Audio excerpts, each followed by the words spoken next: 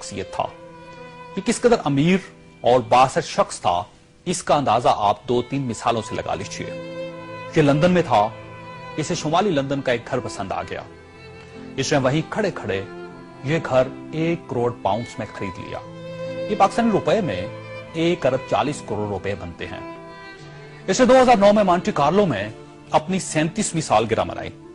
ये दुनिया की महंगी तरीन सालगिरह थी, जिसमें रूस के एल्युमिनियम टाइकॉन ओलेग टेरिपास्का, सोने की कानों के मालिक पीटर मुंक और मोनाको के शहजादे अल्बर्ट समेत दुनिया भर की मशहूर शख्सियात ने शिरकत की। ये पेंटिंग खरीदने का शौकीन था। इसके पास अरबों डॉलर के शाहपारे थे और ये तमाम शाहपारे इसके महलात में लगे थे। इसे 2006 में इजरायली अदाकारा ऑर्ली वेंसमैन अच्छी लग गई, तो इसने उसके गिर्द दौलत के अंबार लगा दिए। चुनांचे ये इसकी गर्लफ्रेंड बन गई और ये दुनिया की महंगी तरीन गर्लफ्रेंड थी। ब्रितानी वज़ीर आज़म टोनी ब्लेयर इसे अपना जाती दोस्त कहता था और इस पर 10 डाउनिंग स्ट्रीट के दरवाजे हर वक्त खुले रहते थे। ब्रितानवी शाही खानदान ने इसे कई बार बकिंगम पैलेस और विंडसर कासल में लंच और डिनर दिए थे। ये लंदन और पेरिस में प्ले बॉय की जिंदगी गुजारता था और इसे दुनिया जहान के कानून तोड़कर बहुत खुशी होती थी।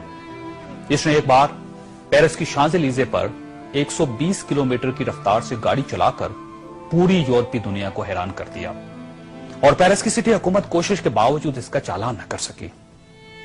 ये लीबिया की इन्वेस्टमेंट अथॉरिटी का सरबराह भी था और यह अथॉरिटी दुनिया के किसी भी मुल्क में किसी भी वक्त $10 बिलियन तक की सरमायाकारी कर सकती थी और यह एक बहुत बड़ा इस्तेहकाक था।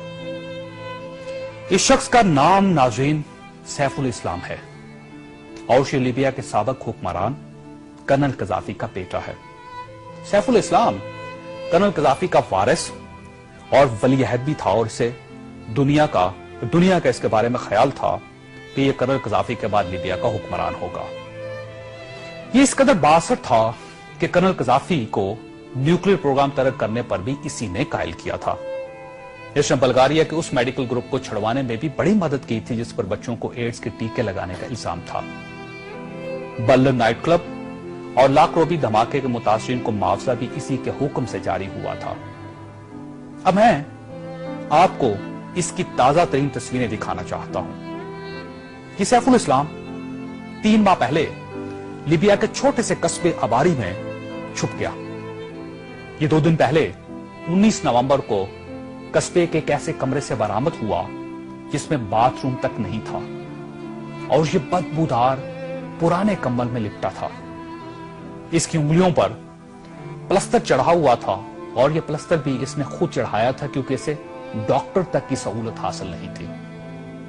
ये सैफुल इस्लाम इस वक्त लीबिया की मौजूदा हुकूमत के कब्जे में है और पूरी दुनिया में कोई शख्स इस शख्स को पनाह देने के लिए तैयार नहीं, जो 3 माह पहले तक मलका बरतानिया का शाही मेहमान बनता था और टोनी ब्लेयर इसे माई फ्रेंड कहता था और पेरिस की कंपनियां इसके लिए खसूसी खुशबू इजाद करती थी।